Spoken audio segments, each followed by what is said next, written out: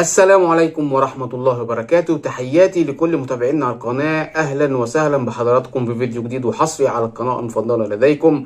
فضلا وليس أمر اشتراك في القناة وتفعيل زر الجرس لكي يصلكم كل جديد. ورجعنا لكم بعد غيبة طويلة، ورجعنا لكم بفيديو جديد وفيه بنحتفل بالنادي الأهلي. ألف مبروك للكيان الأحمر، ألف مبروك لنسور النادي الأهلي، ألف مبروك لجماهير النادي الأهلي وإدارته، ألف مبروك لكل جماهير النادي الأهلي في كل بقاع الأرض بالفوز بالدوري العام الممتاز رقم 43. النادي الأهلي يا جماعة ما بيشبعش بطولات. النادي الأهلي لسه حاصل على بطولة أفريقيا، ولسه جماهيره بتنادي بالدوري العام، ولسه كمان في ماتش قمة بتنادي بالفوز على نادي الزمالك. نادي الأهلي يا جماعة ما بيشبعش بطولات، وده اللي احنا دايما بنقوله. باترينة النادي الاهلي خلاص ما بقتش تسيع كل الكاسات وكل الدروع اللي موجوده بداخله. النادي الاهلي محتاج متحف يا جماعه. لما نتكلم عن النادي الاهلي، النادي الاهلي خلاص ما بقاش نادي زي اي نادي. النادي الاهلي كيان كبير بفوزه النهارده بتحقيق الدوري العام الممتاز رقم 43. والنادي الاهلي بيحسم بطوله الدوري العام الممتاز قبل نهاية الموسم ب5 أسابيع. يعني النادي الأهلي النهاردة بيستغنى عن 15 نقطة، والكلام ده بنوجهه لهزاز الرؤوس على قناة نادي الزمالك اللي كان بيقول إن الدوري العام الممتاز قريب قوي لنادي بيراميدز. على أي أساس حضرتك قلت كده إن الدوري قريب نادي بيراميدز؟ مش فاهم أنت حسبتها إزاي. النهاردة لما النادي الأهلي خلاص بيتخلى عن 15 نقطة، هو مش محتاجهم، هو حسم البطولة خلاص. نادي الاهلي حصل على الدوري رقم 43 قبل نهاية الموسم ب5 أسابيع. في بعض الأندية النهاردة بتصارع على الهبوط، في أندية زي الإسماعيلي النهاردة بعد فوزه على الداخلية 1-0. ألف مبروك لنادي الإسماعيلي وجماهيره بالبقاء في الدوري العام الممتاز. نادي الإسماعيلي بيكون في المركز ال11 ب37 نقطة. أما عن الأندية اللي بتصارع على الهبوط، في حرس الحدود والداخلية وغزل المحلة، ولسه أسوان 33 نقطة، والبنك الأهلي 36 نقطة، وسموحة 36 نقطة، وطلائع الجيش 36 نقطة. هي دي الفرق اللي هتصارع على الهبوط في الدوري العام الممتاز. ألف مبروك لنادي الإسماعيلي بقائه في الدوري العام الممتاز. الحاجة التانية اللي أنا حابب أتكلم فيها، والله العظيم أنا مش عارف أقول إيه. خالد الغندور يا جماعة على قناة الزمالك النهاردة ما بطلش صياح وحرقان حاجة غريبة مستفزة. موضوع إمام عاشور عامل حرقان جامد لنادي الزمالك، وبيقول لك انتوا فين يا جماهير نادي الأهلي من القيم والمبادئ. القيم والمبادئ اللي حضرتك بتتكلم فيها يا عم خالد الغندور وعايز تعمل فتنة.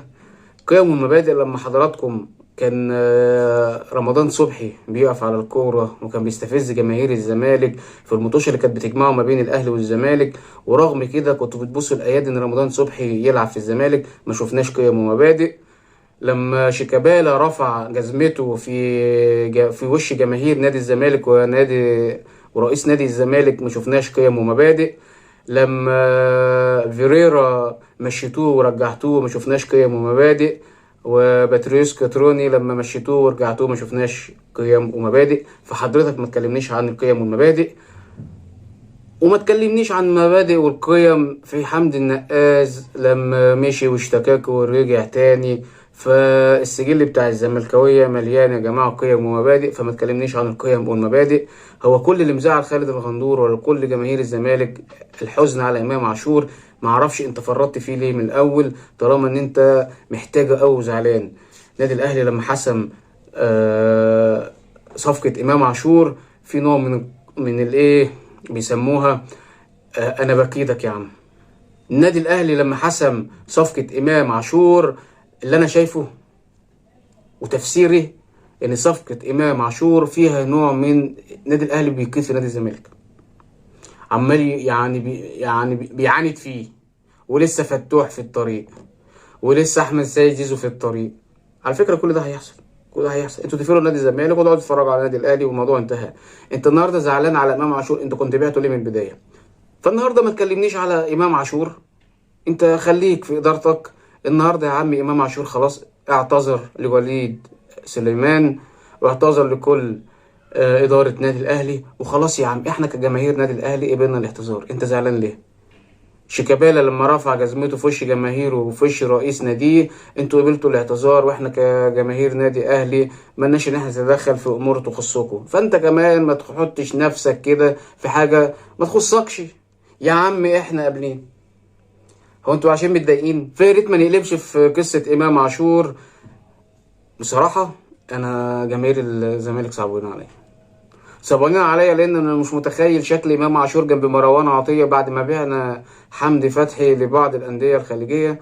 وده كان راي الخواجه مارسيل كولر، ان هو حابب ان يكون امام عاشور موجود في صفوف نادي الاهلي.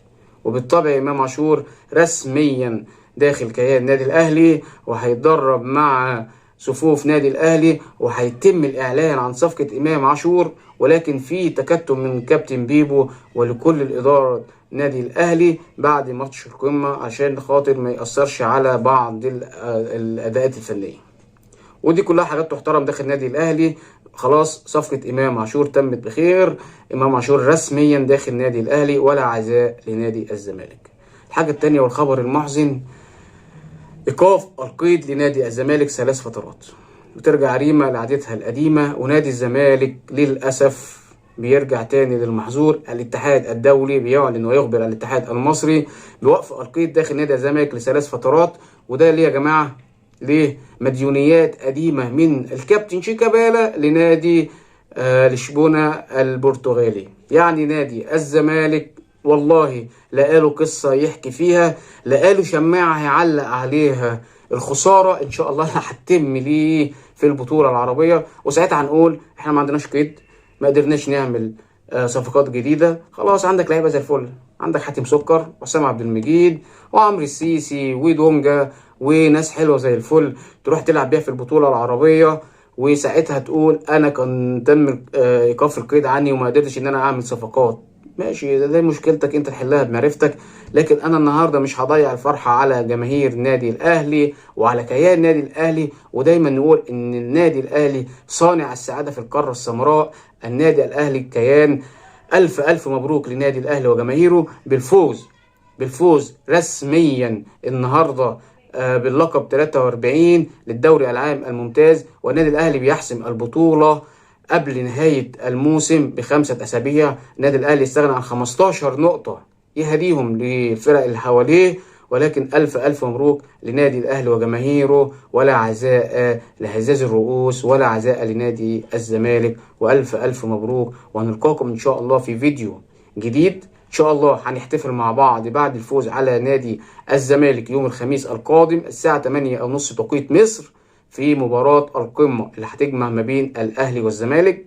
ساعتها بجد هنقول إن إحنا خلاص إحنا كده قفلنا اللعبة، مش عايزين حاجة تاني. خلاص معظم البطولات خلاص حصلنا عليها، ولكن هننهيها بالفوز على النادي الزمالك. شكرا وإلى اللقاء في فيديو جديد وحصري، والسلام عليكم ورحمة الله وبركاته.